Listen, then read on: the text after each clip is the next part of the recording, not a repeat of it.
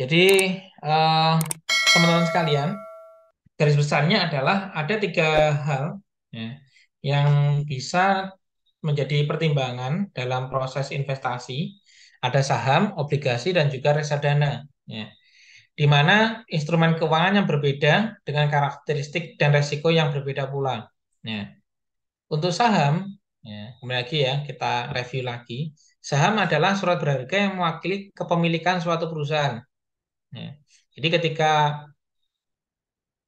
kita membangun sebuah perusahaan, nah kita lakukan penjualan saham untuk perusahaan kita, jangan kaget bahwasanya untuk pendirinya itu hanya memiliki beberapa persen sahamnya saja.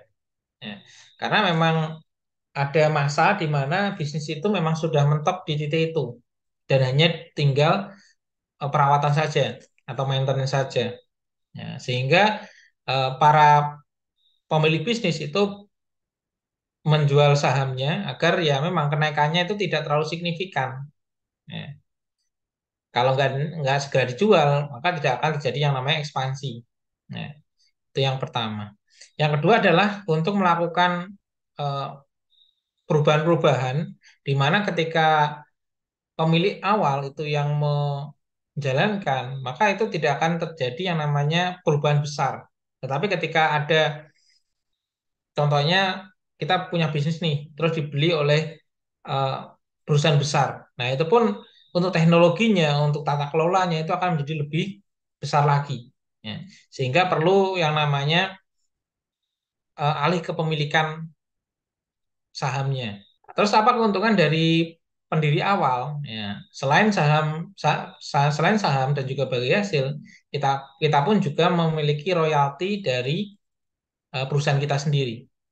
Yang kedua, ketika Anda membeli saham, Anda memiliki bagian kecil dari perusahaan tersebut. Nah, poinnya di situ. Nah, dan ini pun ketika kita punya saham mayoritas, kita bisa mengarahkan kebijakan-kebijakan sesuai dengan eh, perusahaan kita.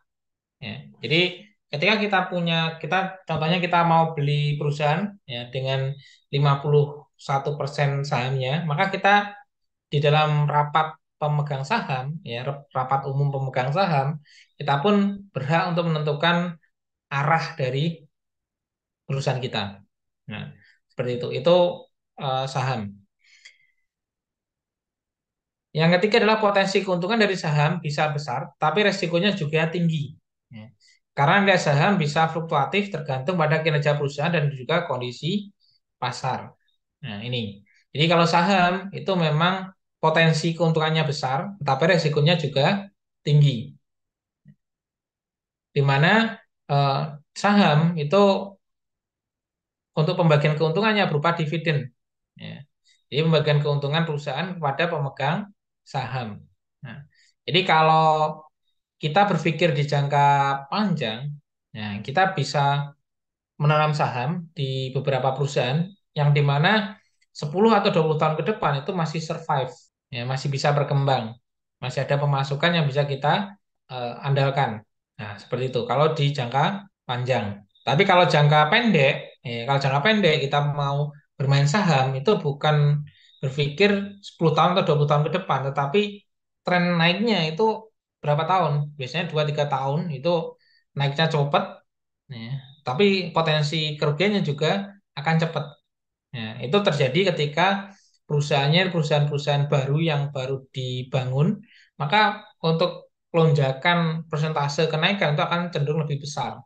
Ya, atau kalau di tahun 2010 kemarin itu adalah teknologi yang begitu berkembang pesat, ya kan? Maka banyak orang yang berinvestasi di sana.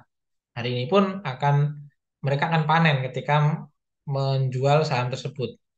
Ya.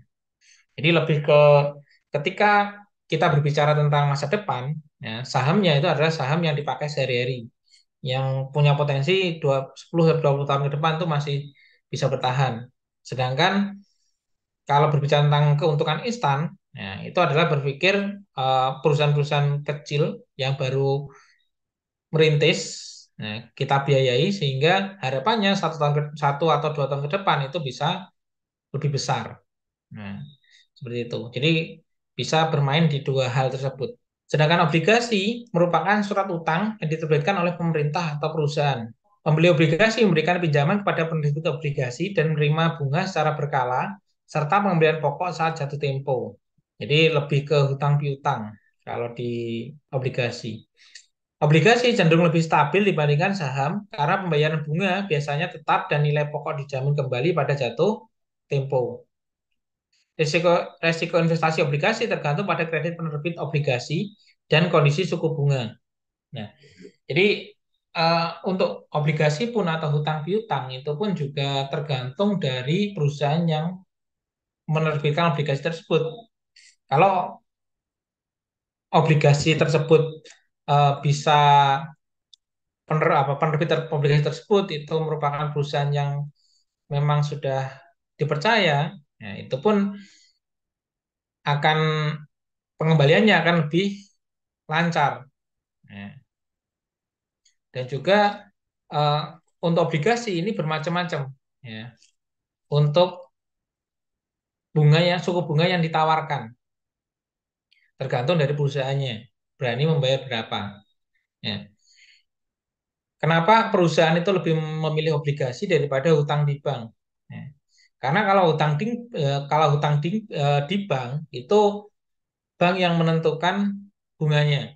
Tetapi kalau atau perusahaan untuk menerbitkan obligasi, perusahaan yang menentukan seberapa besar bunga yang akan diberikan kepada pemodal. Nah, enaknya seperti itu kalau di obligasi. Kalau untuk resikonya apakah tinggi atau rendah, ya, itu tergantung dari perusahaannya. Ya. Kalau untuk ketika kita mencari keamanan itu lebih ke obligasi pemerintahan. Ya, itu seperti itu. Sedangkan yang ketiga adalah reksadana. Ya. Reksadana adalah wadah investasi yang mengumpulkan dana dari berbagai investor untuk diinvestasikan dalam portofolio saham, obligasi, atau instrumen keuangan lainnya. Ya. Reksadana dapat berinvestasi dalam berbagai jenis aset sehingga memberikan diversifikasi dan mengurangi resiko. Ya. Jenis reksadana dapat bervariasi seperti reksadana saham, investasi mayoritas dalam saham, tapi 20%-nya itu bisa juga ke obligasi. Kebalikannya adalah reksadana obligasi, investasi mayoritas dalam obligasi, ya. Sebagian bisa ke saham atau lainnya. Atau reksadana campuran, kombinasi saham dan juga obligasi. Nah, jadi tergantung besaran dari modal yang dikeluarkan oleh manajer investasi. Ya. Kenapa lebih aman di reksadana? Karena di reksadana itu ada manajer manajer investasi yang melakukan diversifikasi portofolio dari modal yang diberikan oleh perusahaan. Tapi ya pengembaliannya cenderung lebih kecil. Jadi perbedaan utama antara saham, obligasi, dan reksadana itu terletak pada sifat resiko dan potensi keuntungannya. Nah, saham itu memiliki potensi keuntungan yang tinggi, tetapi juga resikonya tinggi. Sedangkan obligasi cenderung lebih stabil dengan resiko yang lebih rendah, tetapi potensi keuntungan yang lebih terbatas. Sedangkan reksadana tergantung pada portofolio investasinya. Ya, dapat menawarkan berbagai tingkat resiko dan potensi keuntungan yang bervariasi. Pilihan investasi terbaik tergantung pada tujuan investasi, toleransi resiko, dan horizon waktu Anda sebagai investor.